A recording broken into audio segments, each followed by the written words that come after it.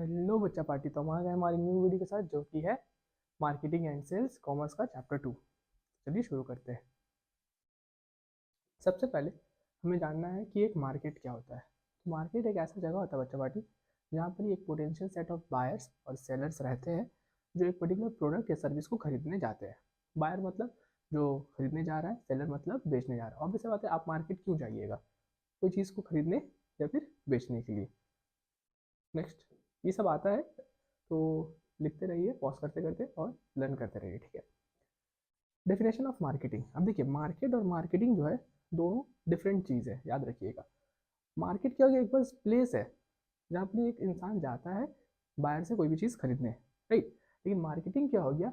ये sum together of all the process है, जैसे कि असेंबलिंग, कोई चीज़ बनाना है। और किसको नज़र में रखा जाता है बच्चा पार्टी? कस्टमर का सेटिस्फैक्शन और कस्टमर ओरिएंटेड होता है। देखिए, it is a customer oriented process. What is customer oriented? Obvious बात है, कस्टमर होता है बच्चा पार्टी एक मार्केट का किंग। याद रखिएगा, हु इज द मार्केट का किंग? कस्टमर। तो कस्टमर के ही लिए ना हम लोग सब बना रहे हैं। अगर कस्टमर ही वो चीज़ नहीं चाहेगा तो हम बना के क्या फ़ायदा? कस्टमर खरीदेगा तभी ना वो चीज़ बिकेगा। तो definition of marketing, the marketing concept is a customer oriented backed by integrated marketing aim. Integrated मतलब ऑब्वियस बात है कि बस कस्टमर का डिमांड तो खत्म नहीं होगा, वो लाइफ टाइम क्या होता जाएगा? बढ़ते जाएगा, बढ़ते जाएगा, बढ़ते जाएगा। तो उसे हमें देखते हुए हमें भी अपना मार्केट का प्रोडक्ट को, जो चीज़ हम बना रहे हैं, मैन्युफैक्चर करें, उसे क्या करना होगा? बढ़ाते रहना होगा। At generating customer satisfaction, obvious बात है, कस्टमर हमारे पास वापस कब आएंगे? जब उन्हें सेटिस्फैक्शन मिलेगा। एज अ की टू सेटिस्फाई ऑर्गेनाइजेशनल गोल्स। तो ऑर्गेनाइजेशनल गोल्स क्या हो गया? कि जो चीज़ मैं बना रहा हूँ वो चीज़ वो खरीद रहे हैं और वापस मेरे पास आ रहे हैं। आई होप क्लियर है। Next, elements of modern concept of marketing. अब देखिए, पहले होता था एक ट्रेडिशनल अप्रोच, अब आता है एक मॉडर्न अप्रोच। ट्रेडिशनल अप्रोच क्या था? पहले खाली सामान को बनाया जाता था, प्रोडक्ट बनाया जाता था, बिकते जाता था, बिकते जाता था, बिकते जाता था। इंसान नहीं सोचता था कि क्या पहन रहे हैं, समझ, तो उतना फैशन नहीं था। लेकिन आज के ज़माने में बहुत फैशन आ गया है, ट्रेंड्स आ गया है। तो कोई भी चीज़, जो चीज़ बनता है तो वो कस्टमर के अनुसार बनता है, ट्रेंड को देखते हुए बनता है कि मार्केट में क्या चीज़ चल रहा है, ठीक है। तो मॉडर्न कंसेप्ट का क्या क्या है? सबसे पहले टारगेट मार्केट, देखना पड़ेगा कि क्या चीज़ का ट्रेंड चल रहा है, कोई भी प्रोडक्ट या सर्विस का, उसी हिसाब से हमें कोई भी चीज़ बनाना है, मतलब मैन्युफैक्चर करना है। कस्टमर सेटिस्फैक्शन, जो चीज़ मैं बना रहा हूँ उसे कस्टमर सेटिस्फाइड है कि नहीं, क्योंकि अगर कस्टमर सेटिस्फाइड नहीं होगा तो वो दोबारा हमारे पास नहीं आएगा। आई होप क्लियर है। और दोबारा नहीं आएगा तो मेरा सेल्स क्या हो जाएगा? गिर जाएगा। It is an integrated process. Integrated process मतलब ये हमेशा मैं लाइफ टाइम अपना एक्टिविटीज़ को क्या करते रहूँगा? बढ़ाते रहूँगा, अपना प्रोडक्ट को हमेशा नया रूप दूंगा, ठीक है, ताकि मेरा मार्केट बढ़ता रहे। ये नहीं कि हाँ बस बना दिया, 2 साल बाद बिजनेस ठप। नहीं, हमेशा क्या चाहूँगा? मार्केट बढ़ता रहे, जिंदगी भर चले। और साथ में मैं मार्केट में उतरूंगा तो क्यों उतरूंगा? प्रॉफिट कमाने। तो मेन चीज़ क्या हो गया? प्रॉफिट। क्लियर है। नेक्स्ट, देखिए, ये चीज़ जो मैं पढ़ाया हूँ ये वापस आते रहेगा। कैरेक्टरिस्टिक ऑफ मार्केटिंग, तो एग्जाम में अगर आता है तो आपको कैसे लिखना है? The characteristic of marketing are, ये आपको लिखना ही होगा, इसके अंदर ये चीज़ लिखना होगा, ठीक है। कहीं स्पेलिंग एरर से ये थोड़ा देख लीजिएगा। मार्केटिंग ऑफ इंटीग्रेटेड प्रोसेस, तो ये आप समझ ही रहे हैं, मैंने ऊपर समझा दिया। मार्केटिंग इज कस्टमर ओरिएंटेड, जो भी चीज़ बनेगा कस्टमर के अनुसार बनेगा। Marketing is a part of total environment, मतलब कोई भी चीज़ अगर हम कर रहे हैं तो उसे क्या क्या नज़र में रखना होगा? Economic, social, legal, political, international and other focus. मतलब कोई भी चीज़ मैं बना रहा हूँ तो इकोनॉमिकली मुझे फ़ायदा दे रहा है कि नहीं, सोशली वो चीज़ लीगल है कि नहीं, सोसाइटी में वो चीज़ एक्सेप्टेबल है कि नहीं, वो चीज़ का जो पॉलिटिक्स है अभी, मतलब जो भी कंट्री में या जो भी स्टेट में, वो चीज़ उसे अलाउ करेंगे कि नहीं। आई होप क्लियर है। Marketing is a goal oriented process, मतलब मार्केट क्या हो गया? एक गोल ओरिएंटेड होगा। मैं कोई भी चीज़ अगर बनाऊंगा तो एक बार में तो पूरा नहीं बना दूंगा ना, पहले मैं क्या करूंगा? उसका थोड़ा सा प्रोडक्ट बनाऊंगा, देखूंगा कि ये चीज़ बिक रहा है कि नहीं।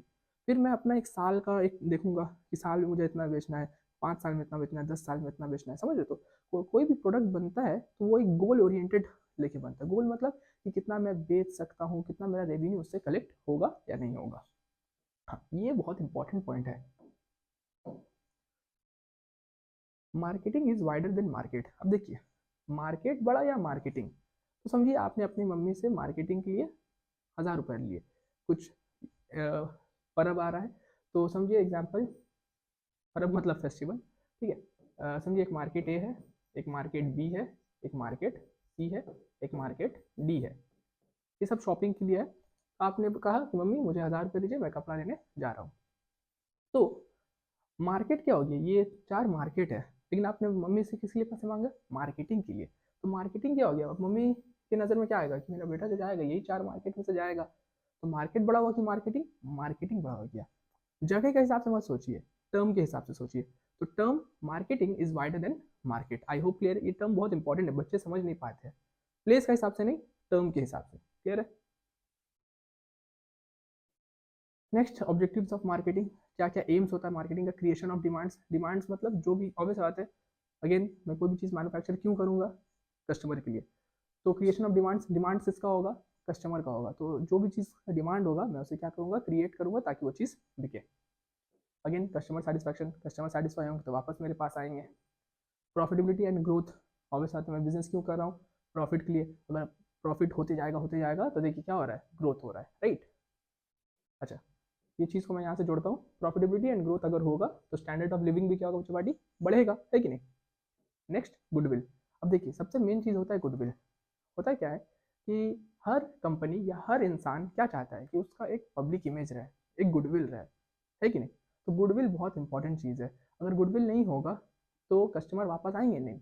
तो गुडविल हमेशा एक बहुत मेजर फैक्टर होता है। और याद रखिए ये एक इनटैंजिबल फैक्टर है। व्हाट इज इनटैंजिबल फैक्टर, हम थोड़ी देर में डिस्कस करेंगे। जैसे कि समझिए ये मार्कर व्यू सोनिक ने बनाया है तो इसे मैं छू सकता हूँ, हाँ, ये हो गया टैंजिबल।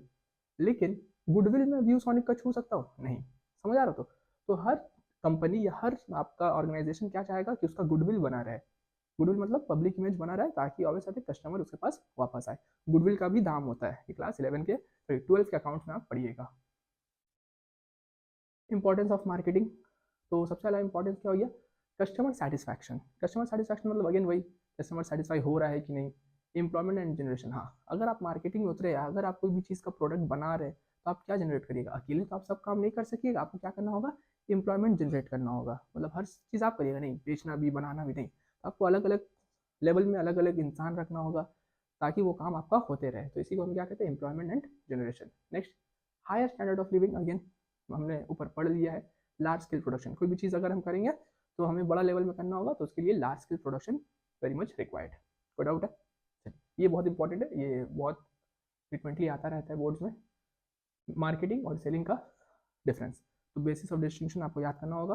बुक में आपका 5, 10, 8 पॉइंट है, तो आपको बस 5 ही पॉइंट याद करना है, उससे ज़्यादा नहीं करना है। याद रखिएगा आपके कॉमर्स के पेपर में बस 2 और 5 मार्क्स के सम्स आते हैं, मैंने 10 मार्क्स का एक फाइनल अकाउंट्स का सम्स आता है, वो मैं लास्ट में सिखाऊंगा आपको। सबसे पहले मार्केटिंग और सेलिंग। देखिए मार्केटिंग क्या हो गया? Meaning identify and satisfying bonds. किसके लिए? कस्टमर के लिए, कि कस्टमर क्या चाहता है और वो चीज़ से वो सेटिस्फाई हो रहा है कि नहीं। लेकिन सेलिंग क्या हो गया? बस कस्टमर को चीज़ बेचना है, किसके लिए? पैसे के लिए। Objective, long term goals. आप अगर मार्केट में उतरे तो आप किसके लिए उतरे? कि लंबे समय तक रह सके। लेकिन अगर आप सेल करें तो क्या चाहिएगा? जो भी पर्टिकुलर सेट आपके पास है, मतलब समझिए क्लोथ्स का या कोई भी चीज़ का आप बिजनेस करें, वो जल्दी से जल्दी बिके, न्यू सेट्स आए, फिर उसे बेचूं, ये आपका हमेशा गोल रहेगा। ओरिएंटेशन, ये हमेशा क्या चाहेगा? Customer oriented. कस्टमर क्या चाहता है और ये किसे ढूंढेगा? Let the seller be aware. Obvious आते हैं, ये तो बना रहा है, बेचेगा कौन? सेलर। इसका क्या रहेगा? प्रोडक्शन ओरिएंटेड, क्या चीज़ बिक्री करना है, क्या चीज़ मार्केट में चल रहा है, ठीक है। और let the buyer be aware, कौन खरीद रहा है। देखिए ये इसे खोजेगा, ये किसे खोजेगा? कस्टमर। आई होप क्लियर है। Next, growth, new and modern concept. ये हमेशा ट्रेंड के हिसाब से नए वैरायटीज़ लाएगा कि मॉडर्न ज़माने में क्या चल रहा है। ये हमेशा क्या करेगा? ओल्ड एंड ट्रेडिशनल कंसेप्ट, ये हमेशा वही यूज़ करेगा। मार्केट में आप जाइएगा, खरीदिएगा। आई होप क्लियर है। ये हमेशा नया चीज़ में ध्यान देगा, ये हमेशा पुराना तरीका से अपना बेचने का ध्यान रखेगा। अप्रोच, इंटीग्रेटेड अप्रोच, मतलब हमेशा चाहेगा कि मेरा बिजनेस लॉन्ग टर्म रहे। तो लॉन्ग टर्म करने के लिए आपको हमेशा क्या लाना होगा? कुछ इंटीग्रेशन लाना होगा। इंटीग्रेशन मतलब बिजनेस को बढ़ाना होगा। तो आप बिजनेस को कैसे लाइएगा? न्यू प्रोडक्ट्स लॉन्च कर करके। और ये क्या चाहेगा? Fragmented approach. What is fragmented approach? समझिए मैं एक दुकानदार हूँ कपड़े का, तो अब गर्मी में तो मैं हुडीज नहीं बेच सकता, जैकेट्स नहीं बेच सकता, तो गर्मी में मैं कॉटन के टी शर्ट्स बेच रहा हूँ। मानसून में मैं समझे रेनकोट बेच रहा हूँ या अगेन शर्ट्स बेच रहा हूँ, और ठंडे में मैं हुडीज या जैकेट बेच रहा हूँ। तो फ्रैगमेंटेड अप्रोच मतलब इसे तो माल बेचना है ना, सेट ऑफ क्लोथ्स बेचना है। तो इसका क्या रहेगा? Fragmented approach. इसका क्या रहेगा? इंटीग्रेटेड। बस देखना है कि कैसे मैं बिजनेस को पूरा तरीका से ले सकूँ। समझ आ रहा है? ले सकूँ मतलब क्या? पूरा क्लोथिंग ब्रांड, कि हाँ विंटर क्लोथ्स, समर क्लोथ्स, जो भी। आई होप क्लियर है। तो मार्केटिंग से हमें छुटकारा मिलता है, तो हम आ जाते हैं प्रोडक्ट में। तो प्रोडक्ट क्या होता है बच्चों पार्टी? याद रखिए, product of is a set of tangible and physical attributes. Tangible मतलब जिसे हम छू सकते हैं, ये एक प्रोडक्ट है, हाँ एक प्रोडक्ट है। चलिए इसे मैं डिटेल में यहाँ समझाता हूँ। देखिए दो चीज़ होता है, एक होता है प्रोडक्ट, एक होता है सर्विस। प्रोडक्ट को आप छू सकते हैं टैंजिबल, सर्विस को आप छू नहीं सकते इनटैंजिबल। जैसे कि एग्जाम्पल, आप क्या ये स्टाइलस को छू सकते हैं? हाँ। ये बोर्ड को हम छू सकते हैं? हाँ। आप अपने कॉपी को छू सकते हैं, बुक को छू सकते हैं? हाँ। तो ये सब क्या हो गया? Product.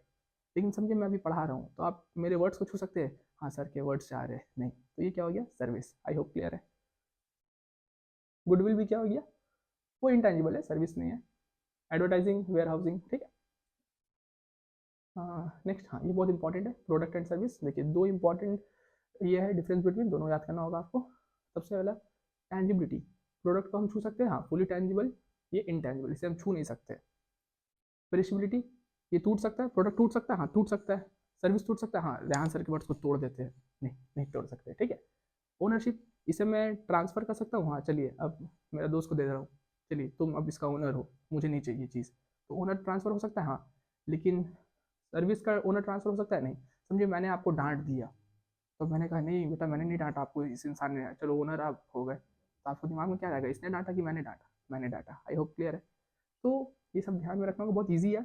Risk, product can be replace, जैसे कि अगर ये चीज़ खराब हो, टूट जाए, तो इसे रिप्लेस किया जा सकता है? हाँ। इसे रिप्लेस किया जा सकता है? नहीं। सर्विस एक बार अगर हो गया, दे दिया गया, जैसे तुमने समझिए मैंने आपको डांट दिया, तो उसे रिप्लेस कर सकते हैं? नहीं नहीं कर सकते। आपको दिमाग में रहेगा हाँ सर ने मुझे डांटा था। इन्वेंट्री कैन बी स्टोर्ड, इसे मैं स्टोर कर सकता हूँ? हाँ स्टोर कर सकता हूँ। लेकिन सर्विस को स्टोर कर सकते हैं? हाँ। ये तो सर का बात दिमाग में रख लिया, जा रहा है सर का बात, नहीं इसे हम स्टोर नहीं कर सकते, इसे हम स्टोर कर सकते हैं। मतलब कोई प्रोडक्ट को आप अपने नोटबुक को स्टोर कर सकते हैं, हाँ, लेकिन इसे स्टोर कर सकते हैं? नहीं। सेंसिटिविटी, ऑब्वियस आता है, कोई भी प्रोडक्ट का सेंसिटिविटी मतलब टाइम, लो टाइम के लिए होता है, लेकिन सर्विस का हाई टाइम के लिए रहता है। याद रखिएगा ये बात। मीनिंग ऑफ प्राइसिंग, अब देखिए प्राइसिंग मतलब हो गया कोई भी चीज़ का दाम रखना। तो हर एक प्रोडक्ट और सर्विस किस बेसिस में आता है? दाम के बेसिस में आता है। मतलब कोई भी चीज़ आप खरीद रहे हैं तो उसके लिए तो आपको एक प्राइस पे करना होगा। तो जैसे कि समझिए हर एक, आप पढ़ने जाते हैं ट्यूशन, तो वो ट्यूशन टीचर का कुछ फीस होगा, ठीक है। तो हर एक प्रोडक्ट या सर्विस का जो समझिए आप प्रोडक्ट्स खरीद रहे हैं, जैसे कि समझिए ट्यूशन टीचर जो आपको नोट्स बेच रहे हैं, कोई कोई ट्यूशन टीचर का देखा है मैंने, बुक्स रहता है अपना बुक, तो वो आपको बुक दे रहे 200 या 300 करके, तो वो एक क्या हो गया, आप छू सकते हैं? हाँ। तो उसका प्राइस 200 300, तो वो सर्विस समझिए आप जो ट्यूशन फीस दे रहे हैं वो क्या हो गया, सर्विस का उनका चार्ज है। तो कोई भी चीज़ का जो दाम रखते हैं हम उसे हम क्या कहते हैं? प्राइस। प्रोसेस को क्या बोलते हैं? प्राइसिंग। अब ये इंपॉर्टेंट है, ऑब्जेक्टिव्स ऑफ प्राइसिंग, मतलब क्या हिसाब से दाम रखा जाता है, वेरी इंपॉर्टेंट। सबसे पहला पॉइंट, टारगेट रेट रिटर्न। देखिए टारगेट रेट ऑफ रिटर्न क्या होता है? समझिए आप एक कपड़ा खरीद रहे, शर्ट का बिजनेस आप कर रहे हैं, एक शर्ट आप खरीदते हैं 100 रुपये में, ट्रांसपोर्टेशन कॉस्ट 50, ठीक है, लेबर चार्ज 30, तो टोटल आपको कितना लग गया? 180। आपने 100 कपड़े मंगाए तो टोटल कितना हो गया? 18,000 रुपये। तो ये आपका हो गया। तो आप क्या करिएगा, 18,000 से ज़्यादा में बेचिएगा वो 100 को, 18,000 से कम में, या 18,000 ही में बेचिएगा? अब इस बात आपको क्या करना होगा, 18,000 से ज़्यादा। तो आपने क्या कर लिया, एक शर्ट का दाम रख लिया 250 की, मैं इतना में बेचूंगा, तो इंटू 100 यानी कितना हो गया? 25,000। आपको टोटल प्रॉफिट कितना आ रहा है बच्चा? इन लोग दोनों को माइनस करेंगे तो हम लोग आ जाएगा 7,000, राइट। मतलब अगर आप 100 शर्ट बेच देते हैं तो आपका जो प्रॉफिट आएगा वो कितना आएगा? 7,000 रुपये आएगा। यानी कि एक कपड़ा में कितना का प्रॉफिट आएगा? 70 रुपये। क्लियर है ना? तो टारगेट रेट रिटर्न मतलब जितना आप माल में पैसा लगा रहे हैं उससे ज़्यादा ही आना चाहिए, मतलब बिजनेस करके तो कोई फायदा है नहीं आपका। Next, price stability. Price stability मतलब क्या हो गया? समझिए एग्जाम्पल से समझिएगा, वो लर्न करना ही पड़ेगा आपको। समझिए आप एक दुकान में जा रहे हैं कपड़ा लेने, समझिए आपको जीन्स लेना है, एक जीन्स का दाम है 600, तो आपको बहुत पसंद आया, पहन लिया। आप नेक्स्ट मंथ फिर आए जीन्स लेने, अब वो जो दुकानदार है आपको बोला 700, तो चलिए आपका मन में खटकेगा 700, पिछले महीने 600 था। फिर आप नेक्स्ट मंथ गए एक जीन्स लेने, उसने कहा 900, तो आप वापस वहाँ जाइएगा? नहीं। तो मार्केट में क्या होता है, कोई भी प्रोडक्ट या सर्विस का दाम स्टेबल रखना पड़ता है, समझ आ रहा है ना? ऑब्वियस है, तो तभी वो कस्टमर जो है आपके पास वापस आएगा। अगर हम हमेशा हम दाम बढ़ाते रहेंगे तो वो कस्टमर वापस आएगा? कभी नहीं आएगा, ठीक है। हाँ दाम बढ़ाना चाहिए लेकिन एक स्पेसिफिक टाइम पीरियड के बाद, अगर समझिए इन्फ्लेशन हो रहा है तब आप दाम बढ़ाइए, सही है, या आपको प्रॉफिट बढ़ाना है अपना तब बढ़ाइए, तब ठीक है, लेकिन हमेशा आप चूना लगाते जाइएगा तो ऐसा नहीं होगा। नेक्स्ट, हाँ, मार्केट शेयर, इसके लिए एक चीज़ पहले समझ लीजिए, कभी भी डिमांड बढ़ता है तो प्राइस घटता है, ये है लॉ ऑफ डिमांड। ये इकोनॉमिक्स से स्टूडेंट बेहतर जान सकते हैं। डिमांड बढ़ता है तो प्राइस घटता है। तो मतलब समझिए, अगर मार्केट में आपको घुसना है तो आपको क्या करना होगा, देखना होगा कि कौन चीज़ का डिमांड है, और वही चीज़ आप लार्ज नंबर में मैन्युफैक्चर करिए और मार्केट में घुस जाइए कम दाम के साथ, बस आपका मार्केट चलने लगेगा। क्लियर है?